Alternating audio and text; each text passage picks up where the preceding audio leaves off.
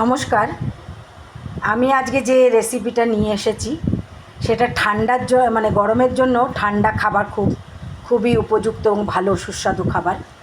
আমি এখানে একটা ডাবের জল নিয়েছি, আর ডাবের মানে যে ডাবগুলো একটুখানি পাতলা শাঁস, যেমন এই যে এরকম পাতলা পাতলা শাঁসগুলোকে আমি ছোটো ছোটো করে কেটে নিয়েছি। আর নিয়েছি 2-2.5 চামচ আগার আগার পাউডার। এই যে আগার আগার পাউডার নিয়েছি। আর নিয়েছি চিনি। এই আমার লাগবে। আর লাগবে একটুখানি দুধ। এই যে দুধ, একটা ডাবের জল, চিনি, ডাবের শাঁস আর আগার আগার পাউডার। আমি এখন কড়াই বসিয়েছি, গ্যাসটা জ্বালিয়ে নেব। গ্যাসটা জ্বালিয়ে নিলাম। এবার এটার মধ্যে আমি ডাবের জলটা ঢেলে দেব। ডাবের জলটা ঢেলে একটু গরম হলে 1 চামচ আগার আগার পাউডার আমি গুলে এই জলটার মধ্যে মেশাবো। এই যে জলটা ফুটে এসছে, আমি এবার আমার আন্দাজ মতো একটু চিনি মিশিয়ে দেবো। এই যে যতটা চিনি নিয়েছি তার হাফ চিনি মিশিয়ে দিলাম এখানে দিয়ে এবার এটাকে ভালো করে চিনিটাকে আমি জলের মধ্যে ভালো করে যতক্ষণ না গুলবে ততক্ষণ আমি চিনিটাকে করব। এই যে জলটা ফুটে গেছে, এবার আমি এটার মধ্যে 1 চামচ আগার আগার পাউডার নিয়েছিলাম। এই যে এই বাটিটা আমি 2 চামচ নিয়েছিলাম। 1 চামচ আমি জলের সাথে মেশাবো, আর 1 চামচ আমি এই দুধের সাথে পরে মেশাবো। তো এবার আমি এটার মধ্যে এই ডাবের কুচিগুলো একটু মিশিয়ে দেব। কটা ডাবের কুচি মিশিয়ে দিলাম, দিয়ে আঁচটাকে একটু কম করে দিয়ে এবার আগার আগার পাউডারটা ঢেলে দিয়ে ভালো করে নাড়ব।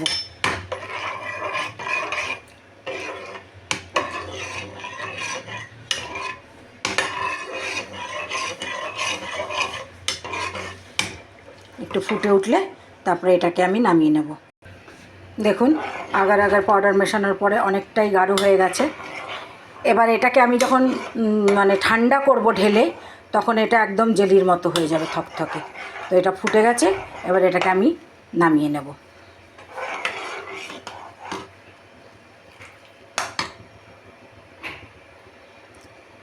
নামিয়ে ঠান্ডা করে যেটা যখন জেলির মতো হয়ে যাবে তারপরে তার উপরে দুধেরটা ঢালবো আমি এখন গ্যাসটা বন্ধ করে দিলাম। এটাকে ঢালবো আমি এখন। এই দেখুন আমি এটার মধ্যে ঢেলে দিয়েছি। এবার এটা ঠান্ডা হবে। ঠান্ডা হয়ে মানে নর্মাল টেম্পারেচারে এলে আমি একটুখানি এটাকে ফ্রিজে রাখবো।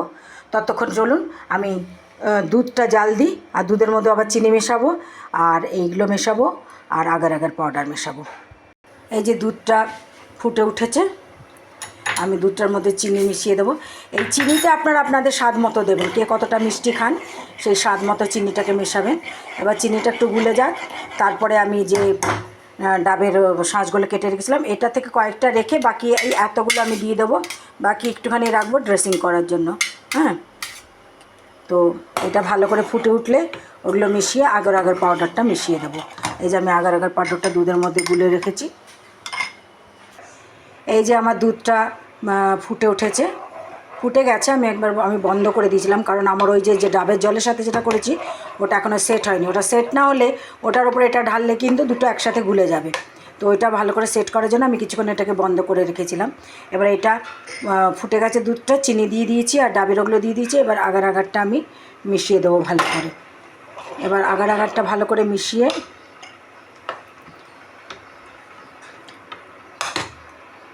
আগার আগারের যে পাউডারটা থিতিয়ে গেছিলো সেটা আমি একটুখানি নেড়ে দিয়ে দিলাম। এই যে এবার এটা একটুখানি গাঢ় গাঢ় হয়ে গেলে তারপরে আমি নামিয়ে এটাকে একটু ঠান্ডা করে তারপরে আমি ওইটার ওপরে ঢালবো। ওটাকে আমি একটুখানি নর্মাল করে আমি একটুখানি ফ্রিজারের ভেতরে কিছুক্ষণ রেখে দিয়েছি। তাতে কী হয়, ওটা তাড়াতাড়ি সেট হয়ে যাবে।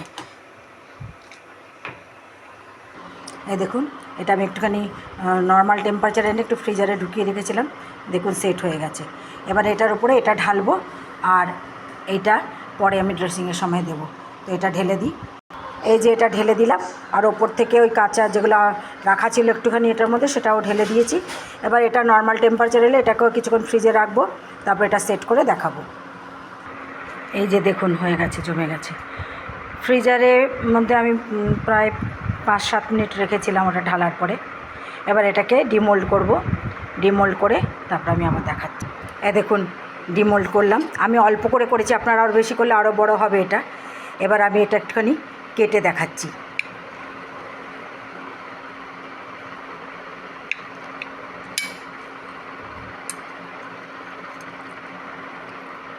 দেখুন পিসটা, ওপর দিয়ে দুধের লেয়ার আর নিচে এটার লেয়ার। এটা আপনারা বানিয়ে ঠান্ডার মধ্যে রেখে খাবেন। দুধের লেয়ারটা উঠে আসেনি ঠিক করে, আর একটা পিস কাটি।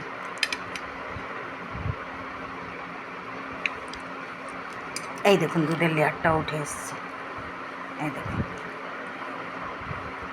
দেখেছেন তো? এই হচ্ছে ডাবের জল এবং ডাবের শাঁস দিয়ে দুধ দিয়ে জেলি। আপনারা বানিয়ে খাবেন, আর এটাকে ঠান্ডা করে খাবেন। গরমকালে ঠান্ডা খেতে খুবই ভালো লাগবে। মিষ্টি আপনাদের মতো দেবেন। এটাকে মিছরি দিয়েও করতে পারেন, মিছরি গুঁড়ো করে। তাহলে মানে আমি আমার কাছে ছিল না সাদা মিছরি, আমার কাছে তাল মিছরি ছিল, একটু লাল লাল রঙ হয়ে যাবে বলে আমি দিলাম না। এটা সাদা মিছরি দিয়েও করতে পারেন। তাহলে বানিয়ে খাবেন, লাইক শেয়ার করবেন, আর অবশ্যই সাবস্ক্রাইব করবেন। তাহলে আসি, নমস্কার।